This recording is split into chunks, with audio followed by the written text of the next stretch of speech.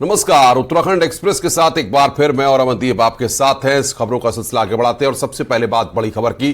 आज शाम दिल्ली जाएंगे CM Pushkar Singh Dhami. Investor summit के मद्देनजर सीएम का यह दौरा है। समिट को लेकर कल दिल्ली में रोड शो होगा। देश भर में 7 रोड शो का प्लान है और ऐसे में दिल्ली में पुष्कर धामी का रोड शो है। सीएम निवेशकों को आमंत्रित करेंगे। देश भर में 7 रोड शो का प्लान रखा गया है। तो इन्वेस्टर समिट को लेकर मुख्यमंत्री का दौरा है। पुष्कर धामी समिट को लेकर कल दिल्ली में रोड शो करेंगे। सीएम निवेशकों को आमंत्रित करेंगे।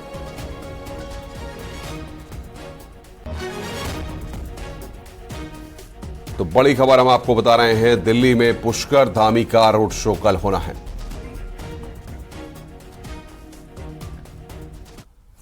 ग्लोबल इन्वेस्टर समिट के लिए लंदन दौरे के बाद सीएम पुष्कर सिंह धामी अब 16 और 17 अक्टूबर को दुबई के दौरे पर रहेंगे और इस बीच अक्टूबर में ही देश के भीतर भी 4 रोड शो होंगे।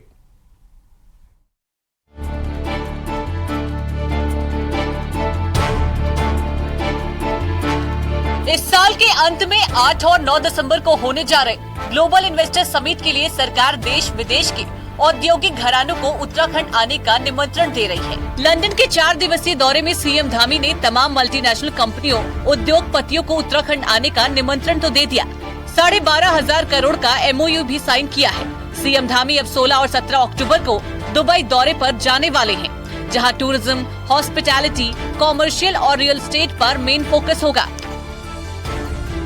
लंदन में प्रतिनिधि मंडल गया था, दिल्ली में कर्टन रेजर हुआ था।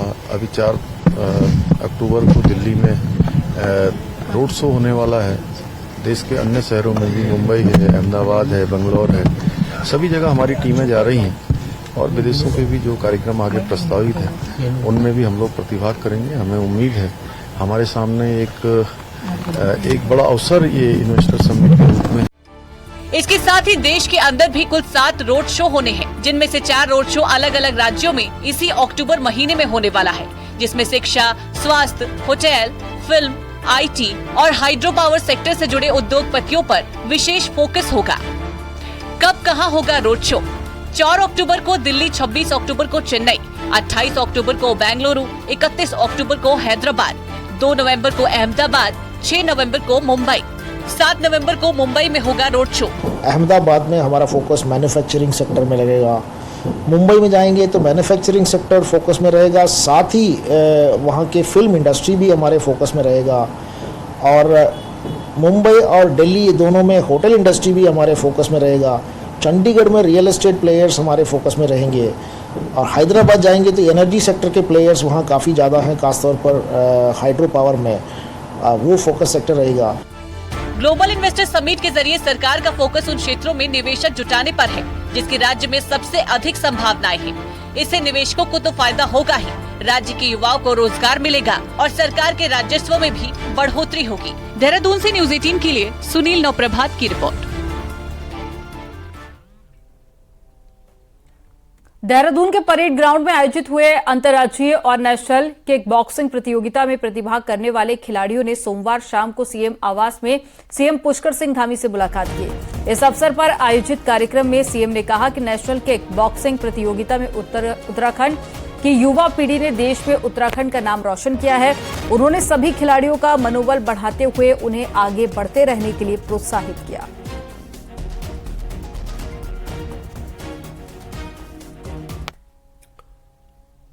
प्रधानमंत्री नरेंद्र मोदी के पिथौरागढ़ दौरे को लेकर बीजेपी की तैयारियां तेज हो गई हैं। कैबिनेट मंत्री गणेश जोशी को दौरे के लिए प्रभारी नियुक्त किया गया है। गणेश जोशी पीएम मोदी की जनसभा और कार्यक्रम की जिम्मेदारी संभालेंगे। वहीं बीजेपी के प्रदेश उपाध्यक्ष बलवंत सिंह भौर्याल को संयोजक बनाया गया है।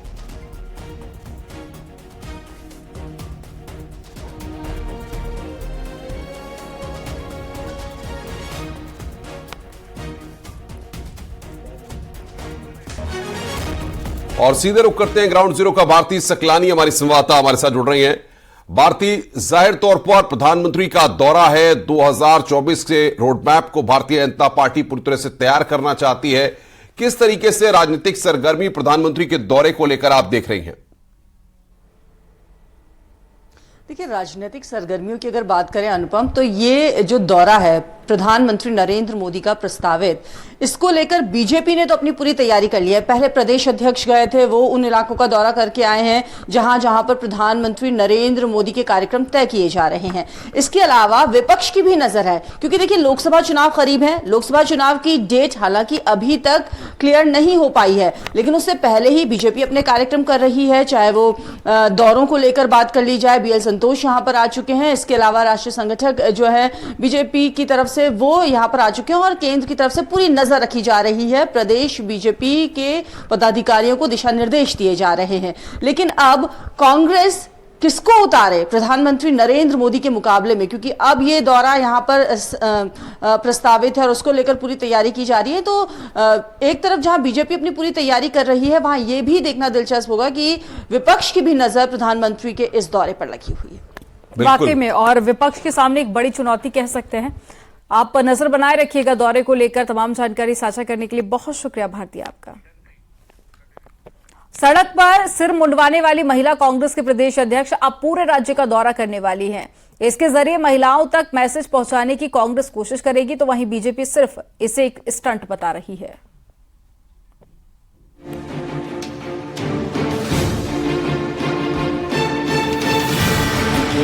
लोकसभा चुनाव को लेकर सियासी घेरेबंदी का दौर शुरू हो चुका है। असल बात जनता को अपनी बात समझाने की है। सड़क पर सर मुंडवाने वाली कांग्रेस महिला प्रदेश अध्यक्ष ज्योति रौतेला इसी प्लान के साथ पहले जिलों और फिर विधानसभा क्षेत्रों का दौरा करने वाली है। ज्योति रौतेला के मुताबिक 5 अक्टूबर को देवप्रयाग में गंगा तट से दौरा शुरू होगा और सभी जिलों से होते हुए पौड़ी में दौरा पूरा होगा। महिला कांग्रेस को यकीन है अंकिता भंडारी हत्याकांड से लेकर कई दूसरे मुद्दे राज्य की महिलाएं समझेंगी और इसी मकसद के साथ ये दौरा किया जा रहा है। देखिए, हमारी जो ये लड़ाई है अंकिता भंडारी को लेके, ये मुंडन तक खत्म नहीं हो रही है। अब मेरा पूरे प्रदेश में हर जिले वाइज दौरा है 5 अक्टूबर से, और उसके बाद में विधानसभा वाइज जो ये मुद्दा है अंकिता भंडारी का, उसको लेके लोगों के पास जाऊंगी, लोगों से पूछूंगी कि क्या आप अपने प्रदेश की बेटी के साथ न्याय चाहते हैं, और अगर न्याय चाहते हैं तो इस सरकार के खिलाफ खड़े होइए, इन लोगों के खिलाफ खड़े होइए और अपनी बेटी के लिए आप सब आवाज बनने का काम कीजिए। अंकिता भंडारी हत्याकांड में बीजेपी के नेता का बेटा आरोपी है। इसी बात पर कांग्रेस लगातार बीजेपी को घेर रही है। ऐसे में महिला कांग्रेस लोकसभा चुनाव से पहले जोर शोर से इस मसले को महिलाओं तक पहुंचाना चाहती है, पर बीजेपी मुंडे हुए सर के साथ जिलों में घूमने को राजनीतिक स्टंट बता रही है, जिसका कोई फर्क नहीं पड़ने वाला। कांग्रेस आज मुद्दों से विहीन हो चुकी है इस प्रदेश में। ये सिर्फ एक पॉलिटिकल स्टंट है, उससे ज्यादा कुछ नहीं। अंकिता भंडारी इस प्रदेश की बेटी थी, उसके साथ जो हुआ वो गलत था और त्वरित कार्रवाई करते हुए आज जो अपराधी हैं वो जेल में है, कोर्ट में है, वो केस चल रहा है। सरकार पूरी मजबूती से पैरवी कर रही है। कहूंगी कि मेरी बड़ी बहन है कांग्रेस की, उनको भगवान सद्बुद्धि दे और इस तरीके के पॉलिटिकल स्टंट करने के बजाय वो इस प्रदेश की महिलाओं के विषयों को समझे, उनके बीच में जाए, उनकी आकांक्षाओं को समझे। बीजेपी को 2024 में फिर जीत की उम्मीद डबल इंजन की सरकार के दम पर है, जिसमें बड़ा रोल उत्तराखंड की महिलाओं का भी होगा। ऐसे में चुनाव से पहले महिलाओं को पक्ष में करने के लिए महिला कांग्रेस प्रदेश अध्यक्ष ने मुंडा हुआ सर लेकर पूरे राज्य का दौरा प्लान किया है। न्यूज 18 के लिए देहरादून से दीपांकर भट्ट की रिपोर्ट। उत्तराखंड में डेंगू केस लगातार बढ़ते जा रहे हैं। पिछले 24 घंटों में डेंगू के 21 नए केस सामने आए हैं और अब राज्य में मरीजों का आंकड़ा 2700 के पार पहुंच गया है। वहीं पिछले 24 घंटे में नैनीताल में सबसे ज्यादा 10 नए केस सामने आए हैं। इसके साथ ही हरिद्वार में 5, देहरादून में 6 नए मामले सामने आए हैं। उत्तराखंड में डेंगू के 267 एक्टिव केस हैं।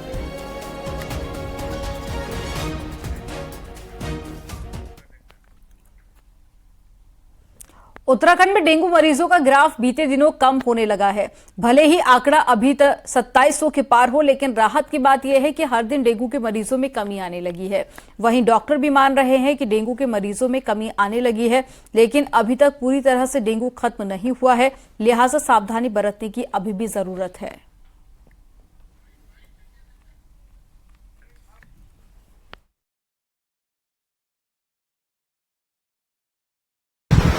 हाँ, पहले से काफी सुधार हुआ है, पेशेंट कम हो गए हैं, लेकिन डेंगू जैसे अभी चल रहा था तो अभी चल रहा है, खत्म नहीं हुआ है लेकिन कम हो गए पेशेंट।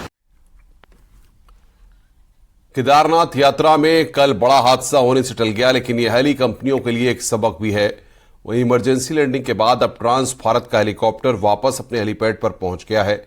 जिला आपदा प्रबंधन अधिकारी ने बताया कि गुप्तकाशी से दोपहर में हेलीकॉप्टर ने उड़ान भरी, जिसमें पायलट समेत कुल 7 लोग सवार थे। जैसे ही हेलीकॉप्टर गरुड़चट्टी के ऊपर पहुंचा, विजिबिलिटी शून्य हो गई, इसलिए इमरजेंसी लैंडिंग करनी पड़ी। वहीं बड़ा सवाल ये भी खड़ा हो रहा है कि 7 लोग हेलीकॉप्टर में कैसे सवार हो गए। आज 2:15 पे ट्रांस भारत हेली कंपनी ने गुप्तकाशी से उड़ान भरी थी, जिसमें कि टोटल पायलट सहित 7 लोग थे। और जो केदारनाथ में पहुंचने पर ही वहां पर अचानक फॉग लगने के कारण विजिबिलिटी 0 हो गई थी, और जिससे कि पायलट की सूझबूझ के कारण सही जगह पर उसने लैंडिंग करवा दी, और जिससे कि सभी लोग सुरक्षित हैं। चमोली के बद्रीनाथ राष्ट्रीय राजमार्ग पर एक बार फिर से जाम लग रहा है। हेलंग से पैनी तक हाईवे के दोनों ओर जाम लग रहा है। लगभग 10 किलोमीटर तक लंबा जाम लगा था, जिससे कि यात्रियों को भारी परेशानी उठानी पड़ी।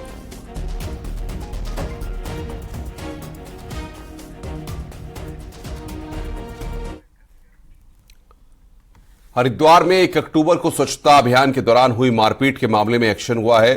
जिलाधिकारी ने एडीएम को मामले की जांच सौंपी है। 1 अक्टूबर को स्वच्छता अभियान के दौरान एआरटीओ और सब इंस्पेक्टर प्रवर्तन मुकेश वर्मा के बीच मारपीट हुई थी। एआरटीओ रत्नाकर सिंह और मुकेश वर्मा के बीच जमकर लात घूंसे चले थे, जिसका वीडियो सोशल मीडिया पर वायरल है और अब एडीएम को मामले की जांच सौंपी गई है। मैं कह रहा हूं, मेरी तबीयत खराब है, फंस जाऊंगा बहुत बुरी तरह।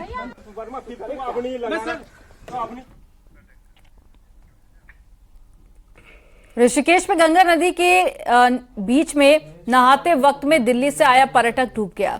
और दिल्ली से आया शिवम अपने दोस्त के साथ में नहाने के लिए गंगा में गया था, और इसी बीच नहाते वक्त वो गहरे पानी में चला गया और नदी में डूब गया। वहीं सूचना मिलने पर पहुंची एसडीआरएफ की टीम ने युवक के शव को बरामद किया।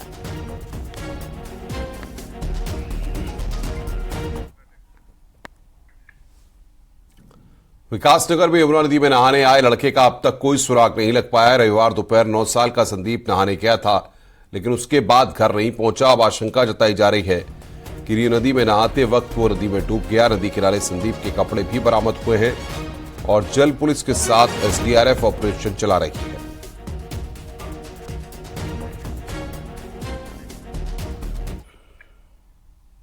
सरकारी जमीनों पर अतिक्रमण पर सरकार और हाईकोर्ट के सख्ती के बावजूद भी अवैध कब्जे थम नहीं रहे हैं।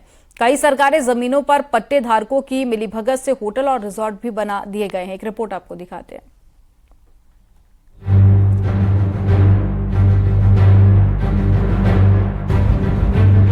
नैनीताल के घुघुखान में पट्टों और खामलैंड यानी कि सरकारी जमीनों पर होटल रिजॉर्ट तेजी से बन रहे हैं।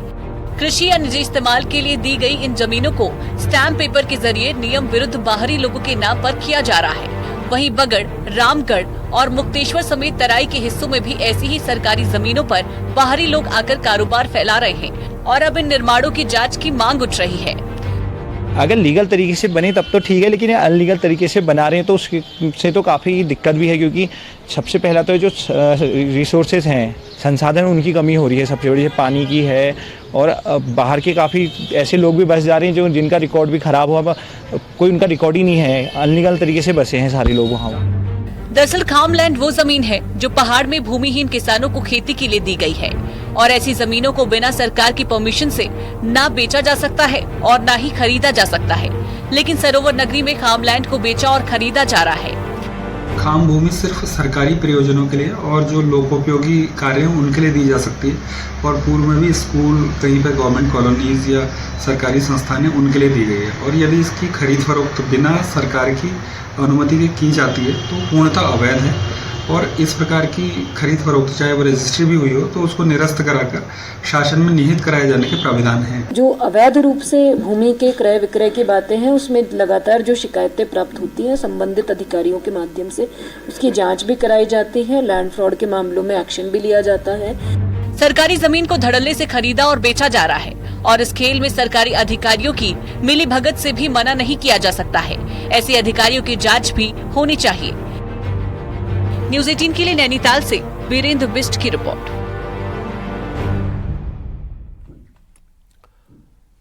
नैनीताल में प्री वेडिंग शूट के नाम पर न सिर्फ सुरक्षा मानकों का उल्लंघन हो रहा है, बल्कि झील में मछलियों के साथ अन्य जीवों को खतरे में डाला जा रहा है। एक ऐसा ही वीडियो नैनीताल के सातताल का बताया जा रहा है, जो कि वायरल हो रहा है। वायरल वीडियो में प्री वेडिंग शूट के लिए साततीर झील में केमिकल का उपयोग किया जा रहा है, जिससे पर्यावरण को खतरा बन रहा है। वहीं इस वीडियो में दिख रहा है कि झील में कपल को कुर्सियों में बिठाया गया है, जो हादसे को दावत दे रहा है। अब यह वीडियो तेजी के साथ वायरल हो रहा है।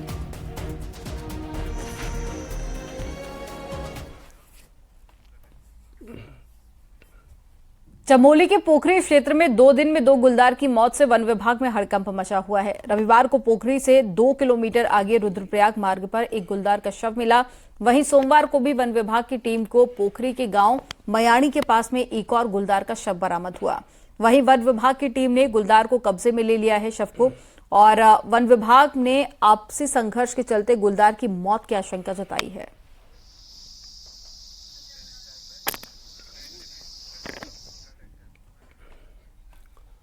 रामनगर में लालडांग रोड पर अचानक एक बाघ भी सड़क पर आ गया और टहलने लगा। इस दौरान वहां से गुजर रहे पर्यटक रोमांच से भर गए और कई सैलानियों ने वनराज को अपने कैमरे में कैद कर लिया, जिसके बाद बाघ जंगल की ओर निकल गया।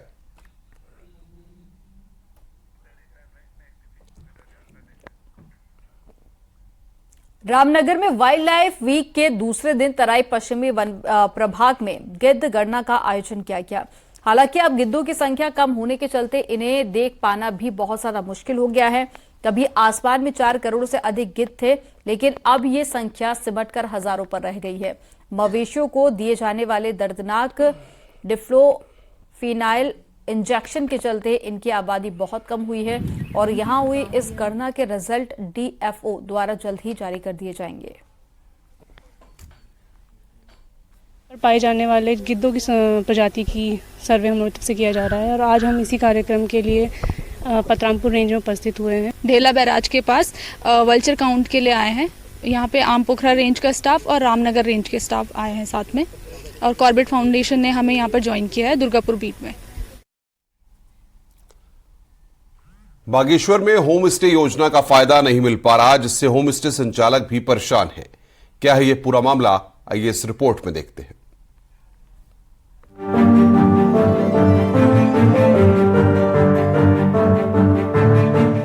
होम स्टे योजना पहाड़ों में पलायन को रोकने के लिए शुरू की गई है।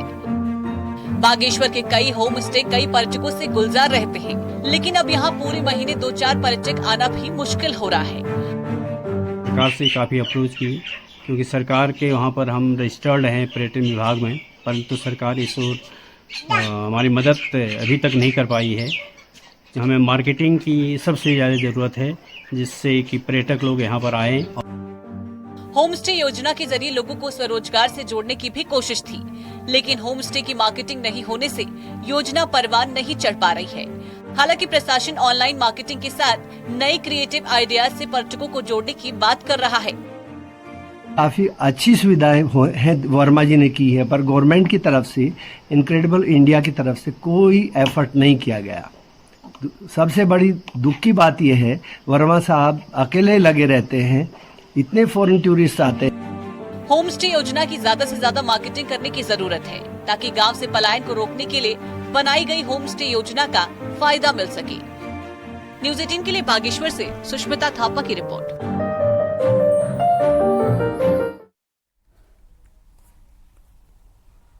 क्या आपने कभी ऐसा बैंक देखा या सुना है जहां पर कूड़ा जमा होता है और कूड़ा जमा करने पर आपको पैसे भी मिले? अगर नहीं तो हम आपको दिखाते हैं, देहरादून में चल रहा है एक ऐसा ही बैंक। रिपोर्ट देखिए।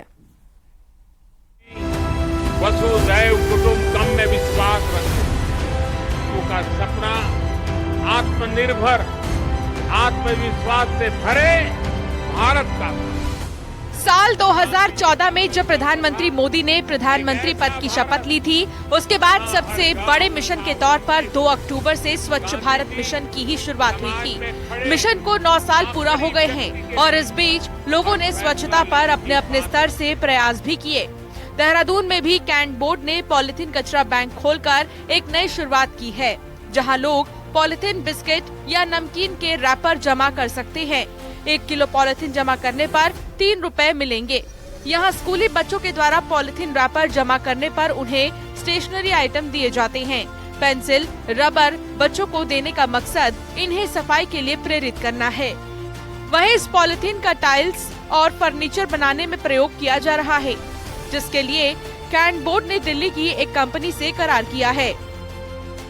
जो पॉलिथीन, प्लास्टिक के कट्टे, चिप्स के रैपर्स, बिस्किट के रैपर्स और ऐसी चीजें जो फेंक देते हैं, जो कचरे में आपने फेंक दिया है, उसको आप घर में इकट्ठा करें और इकट्ठा करने के बाद उसको आप यहाँ पे आके बेच सकते हैं और हम 3 रुपए किलो उसको जो है खरीद लेंगे।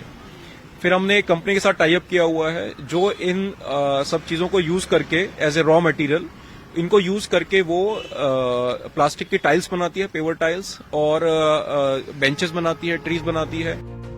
कैंट बोर्ड की इस पहल को स्थानीय लोग भी पसंद कर रहे हैं और स्कूली बच्चों लोगों को स्वच्छता के प्रति प्रेरित करने के लिए सराहनीय पहल बता रहे हैं। हमने बच्चों को प्रेरित किया है कि आप अपने घरों से ही जो प्लास्टिक पॉलिथीन है उसको कलेक्ट करें और सीओ साहब के मार्गदर्शन में कि जो जितना देगा उसको हम पेंसिल या कोई ना कुछ उपहार देते रहेंगे। इस तरह से हम ये जो आपका प्लास्टिक का है ये कूड़ा हम काफी इसको हम प्रदूषित होने से बचा सकते हैं। वैसे पॉलिथीन कचरा बैंक की पहुंच अगर बाकी जगह भी पहुंचे तो लोग जागरूक होने के साथ ही कबाड़ से कुछ पैसे भी कमा सकते हैं, जो हमारे वातावरण में इको फ्रेंडली करने की दिशा में भी मददगार होगा। न्यूज़ 18 के लिए देहरादून से भारती सकलानी उन्याल की रिपोर्ट। रुक रहे हैं यहाँ पर एक ब्रेक के लिए। खबरों का सिलसिला आगे भी जारी रहेगा, आप देखते रहिए न्यूज़ 18।